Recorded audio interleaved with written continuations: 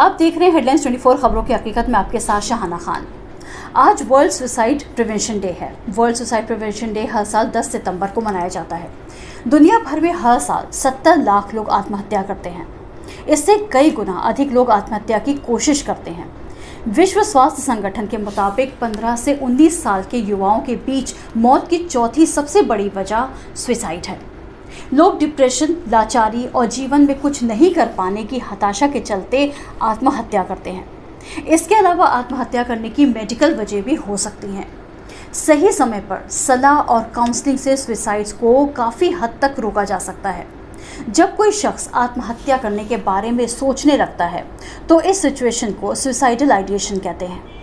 ज़रूरी नहीं है कि किसी भी एक वजह से ऐसा हो।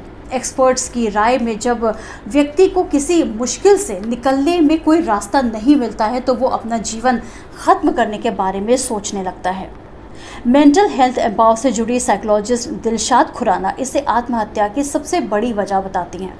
वो कहती हैं कि ऐसे लोग ये सोचने लगते हैं कि अब जीवन में कुछ भी नहीं बचा है।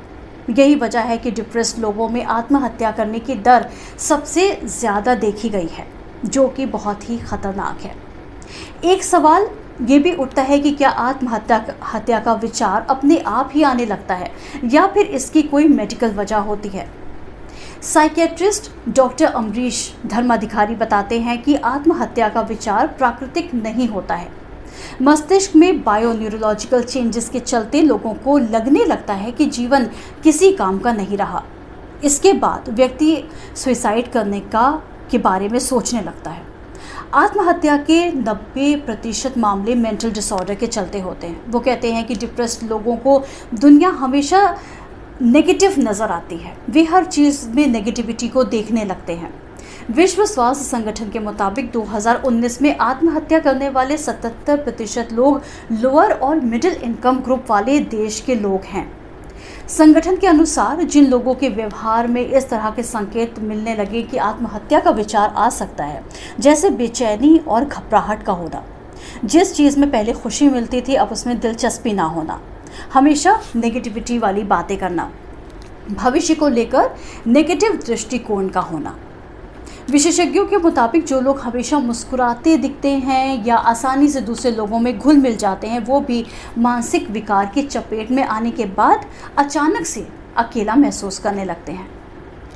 मानसिक विकार से पीड़ित शख्स अधिक शराब पीने लगता है। वो नकारात्मक ढंग से चीज़ों को देखने लगता है। उस पर जीवन को लेकर निराशावादी दृष्टिकोण हावी होने लगता है। अगर आपके आसपास किसी के जीवन में ऐसे बदलाव हो रहे हैं तो उन पर ध्यान देना ज़रूरी है। ज़रूरी नहीं है कि सुसाइड का विचार आने वाले लोगों में ये संकेत दिखाई दें। वे जो बोलते हैं या करते हैं उससे भी ये जाहिर हो सकता है। हालांकि इन चीज़ों के बारे में लोग अमूमन बात नहीं करते हैं, लेकिन अगर ऐसा बार बार होने लगे तो ये ख़तरे के संकेत ज़रूर माने जाते हैं। व्यक्ति के मन में नकारात्मक ख्यालों का आना साधारण बात है। कई बार ऐसे ख्याल कुछ ही पलों के लिए आते हैं, लेकिन कुछ लोगों में ये धीरे धीरे बढ़ने लगते हैं। ऐसी स्थिति में काउंसलिंग बहुत ज़रूरी है, और अगर काउंसलिंग करने के लिए कोई नहीं मिल रहा है तो एक हेल्पलाइन नंबर होता है, उस पर आप कॉल कर सकते हैं। अगर आत्महत्या के विचार मन में आए तो व्यक्ति के लिए तुरंत साइकियाट्रिस्ट के पास उसको जाना चाहिए। कई लोग अपनी पहचान भी जाहिर नहीं करना चाहते, ऐसे में हेल्पलाइन से संपर्क किया जा सकता है। डॉक्टर धर्माधिकारी बताते हैं कि मानसिक विकार वाले लोग आत्महत्या का ख्याल आने पर खुद को नुकसान पहुंचा सकते हैं, इसलिए उनका तुरंत इलाज करना ज़रूरी होता है। ऐसे लोगों के साथ बैठकर उनको चुपचाप सुनना चाहिए। वे खुलकर अपनी बात कह सकें, इतनी आत्मीयता से बात करनी चाहिए। चुपचाप उनकी बातों को सुने, किसी नतीजे तक नहीं पहुँचें। उनकी समस्या को समझें और उसे स्वीकार करें। ये ना कहें कि ये तो कोई समस्या ही नहीं है। उनकी भावनाओं को समझने की कोशिश करें।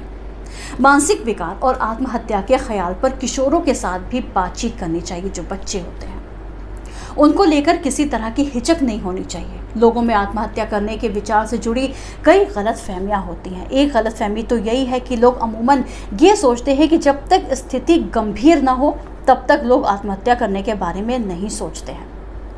डॉक्टर अमरीश धर्माधिकारी कहते हैं कि आत्महत्या का ख्याल कभी भी आ सकता है। केईएम हॉस्पिटल की काउंसलर एक उदाहरण के साथ समझाती हैं कि एक महिला तलाक ले रही थी। उसमें डिप्रेशन बहुत ज़्यादा आ चुका था और वो ये सोच रही थी कि मैं इससे बाहर कैसे निकलूं। ये सोचते सोचते वो सुसाइड के बारे में भी सोचने लगी, लेकिन सही सलाह के बाद वो आज एक कंपनी में जॉब कर रही है। जब कोई सेलिब्रिटी आत्महत्या करता है तो हेल्पलाइन में आने वालों की कॉल्स बढ़ जाती है। ऐसा क्यों है, इस सवाल पर डॉक्टर अजीत नायक बताती हैं कि जब कोई नामी शख्स आत्महत्या करता है तो लोग मदद लेने के बारे में सोचते हैं और फिर उसके मस्तिष्क में जब नेगेटिविटी बढ़ती है तो वे मदद के लिए फ़ोन करने लगते हैं। बॉलीवुड अभिनेता सुशांत सिंह राजपूत की मौत के बाद मुंबई के केईएम अस्पताल के हितकुछ हेल्पलाइन पर आने वाले फ़ोन कॉल्स की संख्या करीब 4 गुना तक बढ़ गई थी। हितकुछ हेल्पलाइन की काउंसलर संगीता राव बताती हैं कि सुशांत की मौत के बाद 15 दिन तक लगातार बहुत सारे फ़ोन कॉल्स आते रहे। संगीता राव के मुताबिक सुशांत की मौत के बाद जिन लोगों ने फ़ोन किए उनमें से 20% लोगों को आत्महत्या के ख्याल आ रहे थे। उन्होंने ये भी बताया कोविड महामारी के 3-4 महीने के बाद ही ढेरों कॉल्स उनके हेल्पलाइन पर आने लगे। बिजनेस नहीं चलते, घर में झगड़े और आर्थिक तंगी के चलते लोग सुसाइड करना चाहते थे। काउंसलर्स के मुताबिक आत्महत्या करने वालों में पुरुषों की संख्या ज़्यादा होती है, वहीं पारिवारिक रिश्तों में मुश्किलों के चलते महिलाएं आत्महत्या ज़्यादा करती हैं।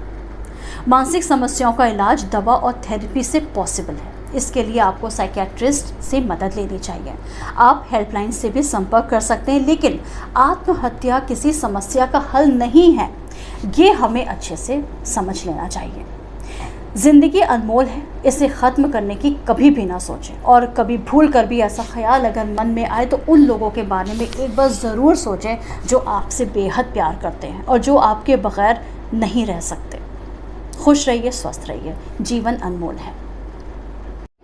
अगर आपको हमारा चैनल पसंद है तो इसे लाइक और शेयर ज़रूर करें और कमेंट्स बॉक्स में कमेंट्स भी करें। और हाँ, हमारे चैनल को सब्सक्राइब करना बिल्कुल भी ना भूलें ताकि हम आपको रखें देश और दुनिया की ताज़ा तरीन खबरों के साथ बाखबर। तो देखते रहिए हेडलाइंस 24 सच के साथ।